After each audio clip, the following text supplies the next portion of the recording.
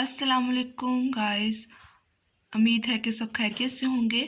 मैं आपको BS Urdu अंसा artist के चैनल पर खुशामदीद कहती हूँ। आज हम जो पढ़ेंगे शोरा वो आतिश अली हैदर आतिश इनका जो था तुखल्लिस था। तुखल्लिस पर ये अलामत तुखल्लिस वाली लगाना ज़रूरी है कि पता चल जाए कि जो शायर है उसका तुखल्लिस क्या है। आतिश 1774 में पैदा हुए, 1846 में वफ़ात पा गए। आज हम इनका सबसे पहले तारुफ देखेंगे, तारुफ के बाद खसूसियात देखेंगे कि इनकी खसूसियात में क्या दाखिलियत और खारजियत का अंसर कितना है, इनमें जज्बात नगारी है या इन्होंने तस्वीर कशी कैसे की, इनकी शायरी में हमें इनका जो दौर था वो नज़र आता है या नहीं। आतिश ख्वाजा हैदर अली आतिश ख्वाजा अली बख्श के बेटे थे। बुजुर्गों का वतन बगदाद था जो तलाश मुआश में शाहजहान आबाद चले आए। आतिश की वलादत यही 1774 में हुई। बचपन ही में बाप का साया सर से उठ गया, इसलिए आतिश की तालीम व तरबियत बाकायदा तौर पर ना हो सकी और मजाज में शरीदा सिरी और बांकपन पैदा हो गया, यानी लड़कपन। वो अभी इतना ज़्यादा होश नहीं संभाला था कि अभी छोटे ही थे कि इनका जो बाप था उनकी वफ़ात हो गई, जिसकी वजह से इनका जो मजाज था, जो इनकी तबीयत थी, उसमें शरीदा सिरी और बांकपन पैदा हो गया। आतिश ने फैज़ाबाद के नवाब मोहम्मद तकी खान की मुलाजमत इख्तियार कर ली। इसके साथ लखनऊ चले आए। नवाब मजाक सुखन भी रखते थे और फ़न सिपाहगिरी के भी दिलदादा थे। आतिश भी इनसे मुतासर हुए। उन्होंने 29 साल की उम्र में बाकायदा शेरगोई का आगाज़ किया। उन्होंने किसी दरबार से तल्क नहीं रखा और ना ही किसी की मुदा में कोई कसीदा कहा। आखिरी वक्त में भी इनकी जो बनाई थी वो जाती रही, यानी वो अंधे हो चुके थे। आतिश ने नहायत सादा ज़िंदगी बसर की। आतिश हर वक्त तलवार अपने साथ रखते थे। इनका शौक़ था कि तलवार अपने साथ रखे।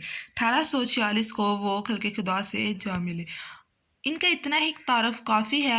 हमें तारफ़ आप पढ़ लीजिए, ज़ायद इसको ज़्यादा पढ़ लें। MCQs के लिए इम्पोर्टेंट होता है कि MCQs में कुछ ऐसे वो सवाल पूछ लेते हैं, मरूज़ी पूछ लेते हैं, जिसके लिए हमें जो तारफ़ है वो पूरा पढ़ना चाहिए। लेकिन अगर जब भी हमने सवाल लिखना है तो तारफ़ थोड़ा सा मुख्तसर हो और जो इसकी असल खसूसियात है वो गज़ल की खसूसियात है, उन पर हमें तवज्जो होनी चाहिए। उनकी खसूसियात अब हम देखते हैं कि कुछ खसूसियात, वैसे तो एक शायर में बहुत सारी खसूसियात होती है, उसने मुख्तलिफ़ पहलुओं से लिखा होता है, दुनिया को मुख्तलिफ़ नज़रियों से देखा होता है, लेकिन जितनी हम उसकी खसूसियात को परख सके उतना मैं आपके सामने पेश करूँगी कि उनकी खसूसियात क्या थी, गज़ल उन्होंने कैसी उन्होंने अपनी शायरी की। पिछले लेक्चर मैंने आपको बताया था कि आगे मैं आपको बताऊंगी कि दबस्तान लखनऊ के कौन कौन से शोरा हैं। हैदर अली आतिश भी उन शोरा में से एक हैं। ये भी दबस्तान लखनऊ के एक शायर थे। कलीमुद्दीन अहमद अपने मखसूस अंदाज में लिखते हैं, हर ज़ी फ़हम वाकिफ़ है कि आतिश शायर थे और नासिक शायरी के लिए तख्लीक नहीं किए गए थे। अब ये जो इक़्तिबास है, कलीमुद्दीन अहमद ने कहा है कि हर ज़ी फ़हम वाकिफ़ है कि आतिश शायर थे। ये जो इक़्तिबास है वो आप जब भी नासिक की खसूसियात उसमें भी ऐड कर सकते हैं और आतिश की भी कर सकते हैं, लेकिन नासिक की थोड़ी सी उन्होंने कहा है कि शायरी के लिए तख्लीक नहीं किए गए, उनकी थोड़ी सी वो उनकी तरफ साइड नहीं लेते हुए दिखाई देते ज़्यादा वो आतिश की। तो आतिश में ज़्यादा बेहतर है कि ये इक़्तिबास लिख सकते हैं, लेकिन दोनों में लिख सकते हैं क्योंकि इनमें नासिक का नाम भी आता है और आतिश का नाम भी आता है। इन्होंने एक मखमस लिखी थी जो नज़्म के बंद 5 मिसरों पर मुश्तमिल है और मजदस भी लिखी है हैदर अली आतिश ने। नहीं सॉरी, ये गलत बता दिया आपको मैंने। मखमस वैसे नॉलेज के लिए है कि मखमस जो होते हैं वो 5 मिसरों पर मुश्तमिल होती है, ये एक नज़्म है। अब इनकी खसूसियात देख लेते हैं कि जो हैदर अली आतिश हैं उनकी गज़लियात की जो खसूसियत है वो कैसी हैं। सबसे पहले इनकी खसूसियत है, जैसे कि मैंने दबस्तान जो था लखनऊ में आपको बताया था कि लखनऊ में दाखिलियत भी थी और खारजियत भी थी। अब इनकी पहली खसूसियत ही ये है कि दिलवियत और लखनवियत का इम्तजाज इनमें नज़र आता है, दाखिलियत भी नज़र आती है, खारजियत भी। आतिश को दबस्तान लखनऊ का नुमाइंदा तस्लीम किया जाता है, ये इम्पोर्टेंट है, MCQs भी आ सकता है ये आप लोगों को। लेकिन इस हकीकत से इनकार मुमकिन नहीं कि वो सिर्फ लखनवी दबस्तान के शायर नहीं बल्कि दिल्ली और लखनऊ के संगम पर खड़े हैं। इनके यहाँ खारजी और दाखिली दोनों कैफियतें मिलती हैं। दाखिलवी असरात, अब जब हमने बात की है कि इनमें दाखिलियत भी है खारजियत, तो शायरी के ज़रिए फिर हमें ये बताना ज़रूरी है कि उनके शेर के ज़रिए मिसाल देना ज़रूरी है कि कैसे हमें दाखिलियत। अब ये है कि दहलवी असरत कैसे नज़र आता है। वो कहते हैं, बड़ा शोर सुनते थे पहलू में दिल का, बड़ा शोर सुनते थे पहलू में दिल का, जो चीरा तो एक कतरा खून ना निकला। अब जो लखनवी असरात है वो देखते हैं। शबे वसल थी चांदी का समा था, शबे वसल थी चांदी का समा था, बगल में सनम था खुदा मेहरबान था। शबे वसल थी चांदी का समा था, बगल में सनम था खुदा मेहरबान था। इनकी शायरी में हमें इनफरादियत बहुत ज़्यादा दिखाई देती है। इनफरादियत देख लेते हैं। आतिश की गज़ल में जो सिपाहाना ललकार, मरहक्का आराई, बुलंद आहंग और आतिश नवाई मिलती है, वो शोराए कराम की तमाम मानूस आवाज़ों से मुख्तलिफ और अलग है। आतिश का कलाम अपने मखसूस लबो लहजा और इनफरादी अंदाज बयान की वजह से साफ पहचाना जाता है। इनकी इनफरादियत का सबूत हमें इनके बेशुमार अशार से मिलता है, जो अब ज़रबल मसल की हैसियत इख्तियार कर चुके हैं। यानी इनके बहुत सारे अशार ऐसे हैं जो अब ज़रबल मसल बन चुके हैं। अब एक ये है, बदलता है रंग आसमां कैसे कैसे।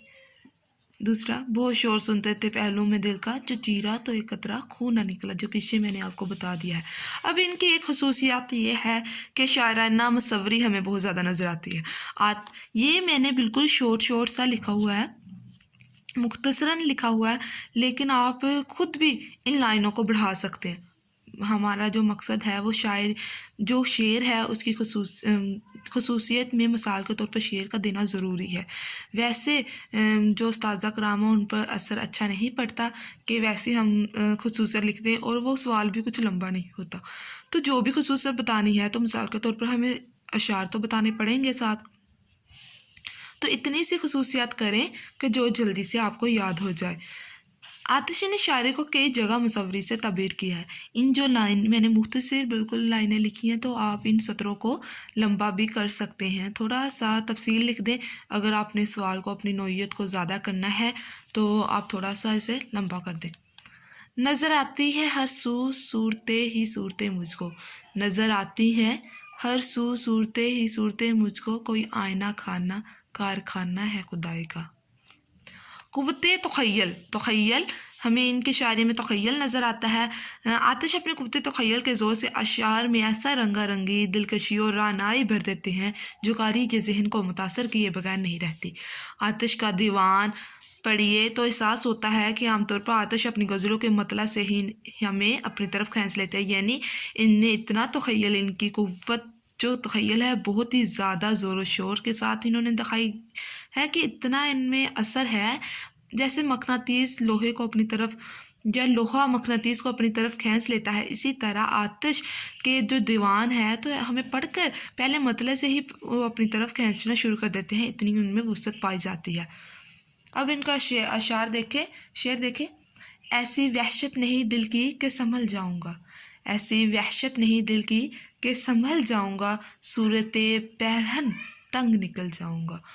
अब इनके शायरी में तशबीहात व इस्तारात हमें बहुत ज़्यादा नज़र आते हैं। फ़न शेर में तशबीह व इस्तारा की अहमियत से इनकार मुमकिन नहीं, इससे शेर के हुस्न और दिलकशी में बेहद इजाफा होता है। यानी शायर जो हैं वो तशबीहात इस्तारात इसलिए इस्तेमाल करते हैं कि इनकी शायरी को एक जेवर सा पहना दिया गया हो। जैसे अब कोई दुल्हन भी है तो उसे जब तक जेवरात से उसे आरा ना किया जाएगा तो वो दुल्हन नहीं लगेगी। मतलब उसे खूबसूरत बनाने के लिए, ज़्यादा से ज़्यादा उसे दिखाने के लिए उसको सजाया जाता है। यही शायरी में भी यही बात है कि जो शोरा है वो अपनी शायरी को एक सजाना चाहते हैं कि लोग इसे ज़्यादा से ज़्यादा पसंद करें, देखें, पढ़ें, इन्हें इनके दिल में उतर जाए। तो तशबीहात व इस्तारात इनके लिए एक जेवर की मानद है। तशबीह और इस्तारा ज़िंदगी के ठोस मादी हक़ाइक़ और तलख़ तजुर्बात को जमालाती पैकर में ढालने का बेहतरीन ज़रिया है। یہ آرزو تھی تجھے گل کے روبرو کرتے، یہ آرزو تھی تجھے گل کے روبرو کرتے، ہم اور بلبل بےتاب گفتگو کرتے۔ جو گل ہے اس میں وہ استعارہ کے طور پر استعمال کیا گیا ہے۔ آخری خصوصیت ہے ان میں لفظی صنعت گیری۔ آتش نے جہاں جہاں فارسی زبان استعمال کی ہے وہاں بھی سلیم کو ہاتھ سے نہیں جانے دیا۔ ان کی لفظی صنعت گیری کے باوجود شعر کے حسن اور تاثر کو قائم رکھا۔ جو دیکھے تیری زنجیریں زلف کا عالم، جو دیکھے تیری زنجیریں زلف کا عالم، اسیر ہونے کی آزاد آرزو کرتے۔ یہاں مبالغہ رائی بھی پائی جاتی ہے اور سراپا نگاری بھی۔